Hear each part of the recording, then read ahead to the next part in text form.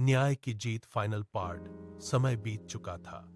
रिया अब एक जानी मानी वकील बन चुकी थी। लोग उसे सिर्फ नाम से नहीं, उसकी हिम्मत से पहचानते थे। एक दिन उसे एक बड़ा केस मिला। एक ऐसा केस जो पूरे शहर में चर्चा का विषय बन गया था।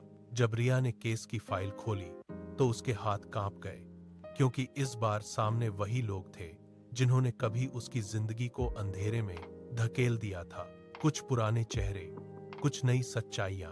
एक पल के लिए रिया के पुराने जख्म फिर से ताजा हो गए। उसके मन में डर और गुस्सा दोनों थे, लेकिन फिर उसने आईने में खुद को देखा और कहा, मैं अब वो रिया नहीं हूं जो डर जाए। मैं वो रिया हूं जो न्याय दिलाती है। कोर्ट में केस शुरू हुआ। इस बार रिया सिर्फ एक पीड़ित नहीं थी, बल्कि न्याय की लड़ाई लड़ने वाली वकील थी। उसने हर सबूत, हर गवाही इतनी मजबूती से पेश की कि सच को कोई छुपा नहीं सका। आखिरकार जज ने फैसला सुनाया। दोषियों को कड़ी सजा दी जाती है। पूरा कोर्टरूम शांत था। फिर धीरे धीरे तालियां बजने लगीं।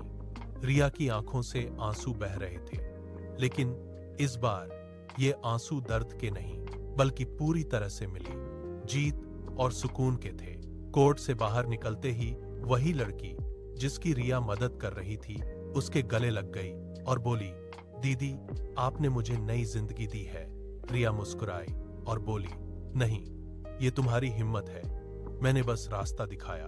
उस दिन रिया ने आसमान की तरफ देखा और मन ही मन कहा, अब मैं सिर्फ अपनी कहानी नहीं, बल्कि हजारों लोगों की उम्मीद बन चुकी हूं। The end.